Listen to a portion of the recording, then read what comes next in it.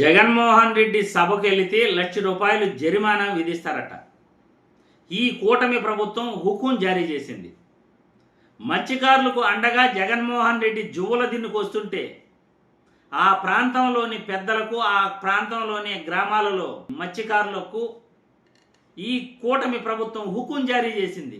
జగన్ సభకు వెళ్ళారంటే ₹1,00,000 జరిమానా విధిస్తాం మీ పైన.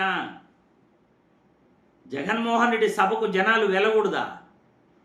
ఈ రాష్ట్రంలో మాజీ ముఖ్యమంత్రి, వైఎస్ఆర్సీపీ పార్టీకి అధ్యక్షుడు, 40% ఓటు బ్యాంకు వచ్చిన ఒక నాయకుడు, ప్రజా అభిమానం ఉన్న ఒక నాయకుడు ప్రజల మధ్యకు వస్తూ ఉంటే ఆయన సభకు వెళ్తే ₹1,00,000 జరిమానా విధిస్తారా?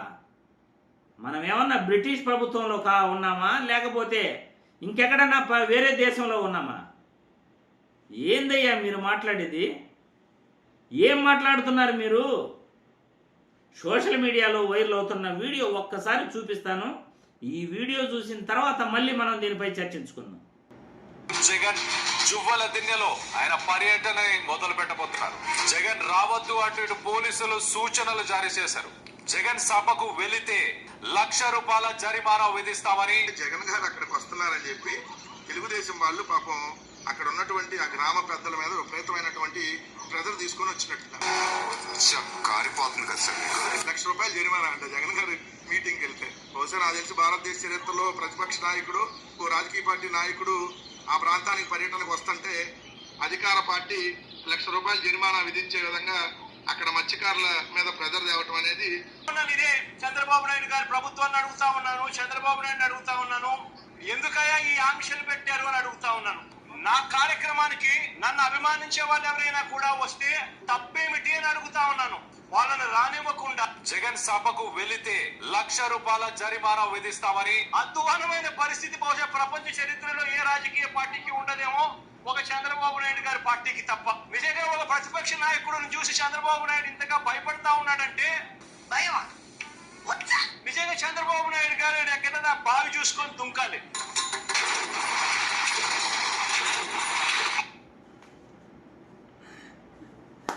చూశారుగా సోషల్ మీడియాలో వైరల్ అవుతున్న వీడియో. జగన్మోహన్ రెడ్డి పర్యటనకి వెళ్తే ₹1,00,000 జరిమానా విధిస్తారా? మనమేం బ్రిటిష్ ప్రభుత్వంలో ఉన్నామా, లేకపోతే ఏదైనా పక్క దేశంలో ఎక్కడైనా పాకిస్తాన్లో కానీ ఆఫ్ఘనిస్తాన్లో కానీ ఉన్నామా? ఒక ప్రతిపక్ష నాయకుడు, ఒక ప్రజా అభిమానం ఉన్న నాయకుడు, 40% ఓటు బ్యాంకు వచ్చిన నాయకుడు, ఎన్నికలలో ఈవీఎంల మ్యాజిక్ కానీ లేకపోతే ఆయనే రాష్ట్రంలో ముఖ్యమంత్రిగా ఉండేటటువంటి నాయకుడు, అటువంటి నాయకుడు సభకు జనాలు వెళితే ప్రజాభిమానంతో జనాలు ఆయన్ను చూడడానికి వెళితే ₹1,00,000 జరిమానా విధిస్తారా? ఇందుకు గదు మీ సభకు కానీ మిమ్మల్ని చూడడానికి కానీ జనాలు ఎవరూ రారు. ఇలాంటి పనులు చేయటం వల్లే కదా మీకు ప్రజల్లో జనాదరణ తగ్గిపోతూ ఉంది. మీరు ఈవీఎంలు నమ్ముకుంటారు కానీ ప్రజల్ని మీరు ఎప్పుడూ నమ్ముకోరు. ప్రజలపైన కొద్దిగా ప్రేమ, విశ్వాసం చూపిస్తే మీకు ప్రజాభిమానం అంటే ఏంటో తెలుస్తుంది. ప్రజలకు ఏ రోజైనా మంచి చేసుంటే ప్రజా అభిమానం అంటే ఏంటో చూపిస్తారు. జగన్మోహన్ రెడ్డి సభలకు జనాలు లక్షల మంది తరలొస్తారు అంటే ఆయన చేసిన మంచే కారణం.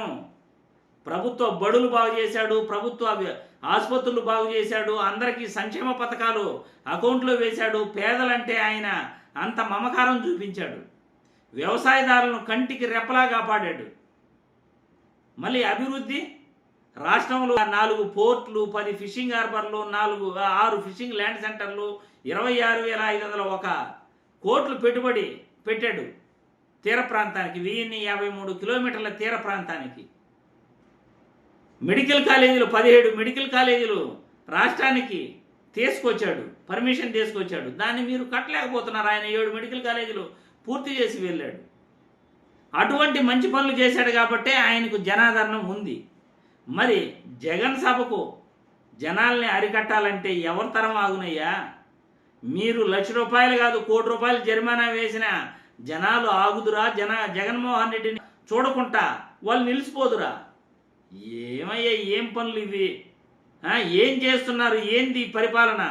తుగ్లక్ పరిపాలన అనుకోవాలా, లేకపోతే ఔరంగజేబు పరిపాలన అనుకోవాలా, లేకపోతే నిరంకుశంగా పరిపాలించిన మొఘల్ చక్రవర్తుల పరిపాలన అనుకోవాలా? మీ పరిపాలన చూస్తూ ఉంటే జుట్టుకు కూడా పన్ను విధించండి ఔరంగజేబు లాగా. చంద్రబాబు గారు ఈ విధంగా ప్రవర్తిస్తుంటే మీరు మీ అభిప్రాయాలను కామెంట్ రూపంలో తెలియజేయాలి.